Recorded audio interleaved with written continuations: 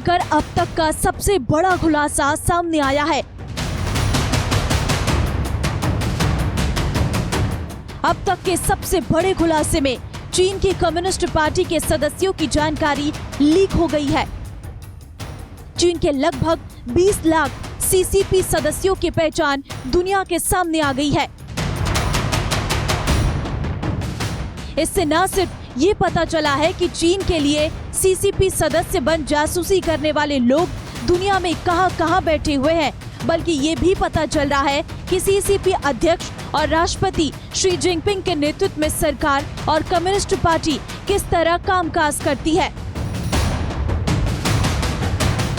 Leak data से पता चलता है कि सीसीपी सदस्य रक्षा कंपनियों से लेकर बैंक तो फार्म कंपनियों में बैठे हैं। वहीं पूरी दुनिया के लिए परेशानी बने चीन ने ब्रिटेन तक अपनी जड़ें फैला दी है। एक चौंकाने वाले खुलासे में ये बात सामने आई है कि ब्रिटेन के कुछ संस्थानों, कंपनियों से लेकर दूतावास तक में चीनी कम्युनिस्ट पार्टी के वफादार सदस्य मौजूद हैं। हर वो इंफॉर्मेशन हमको मुहैया कराएगी जो हम उससे मांगेंगे या जो चाइना के मिलिट्री के हित में होगी। अब आप इससे अंदाजा लगा सकते हैं, इससे बहुत ज़्यादा नुकसान होने का अंदेशा नहीं, उससे बहुत ज़्यादा नुकसान हो चुका है। अगर नुकसान ना हुआ होता तो आज ये स्थिति ना होती कि क्वेड होने के बाद भी, टायरेड होने के बाद भी, सारी काफ़ी कंट्रियाँ एक साथ होने के बाद भी चाइना आज भी छाती ठोक कर साउथ चाइना सी में और ईस्ट चाइना सी में खड़ा है। अब आवश्यकता इस बात की है कि पूरी दुनिया इंटरनेशनल पीस और ट्रैंक्विलिटी के लिए आपस में मिलकर चीन के इस तलस्सुम को तोड़े और चीन की ये जो खुफिया तरह से विस्तारवादी नीति है इसको तहस नहस करे। लीक हुए डेटाबेस में सीपीसी के 19.5 लाख सदस्यों की जानकारी है, जिससे पता चलता है कि बीजिंग ने ब्रिटेन के हर कोने में अपना प्रभाव फैलाने की कोशिश की है। इसमें रक्षा कंपनियों, बैंक से लेकर फार्म कंपनियां तक शामिल हैं। इतना ही नहीं, संघाई के ब्रिटिश कॉन्सुलेट में सीपीसी ने सेंध लगा दी है। खबर के मुताबिक संघाई स्थित ब्रिटिश दूतावास में एक वरिष्ठ अधिकारी कम्युनिस्ट पार्टी का सदस्य है। हालांकि इसका कोई पुख्ता सबूत नहीं है कि किसी सदस्य ने चीन के लिए जासूसी की है। इस खुलासे के बाद 30 सांसदों का दल संसद में इस मामले को उठाने की तैयारी कर रहा, लेकिन हुई जांच से साबित हुआ है कि कम्युनिस्ट पार्टी के सदस्य पूरी दुनिया में फैल रहे और ब्रिटेन भी इससे अछूता नहीं है। और ऐसे हुआ डेटा लीक से पता चला है कि कोरोना वैक्सीन बना रही फाइजर और एस्ट्राजेनेका जैसी फार्म कंपनियों के साथ university, aerospace engineering, chemistry research, HSBC और स्टैंडर्ड चार्टर्ड बैंक, बोइंग और रोल्स-रॉयस में चीनी कम्युनिस्ट पार्टी घुसपैठ कर चुकी है।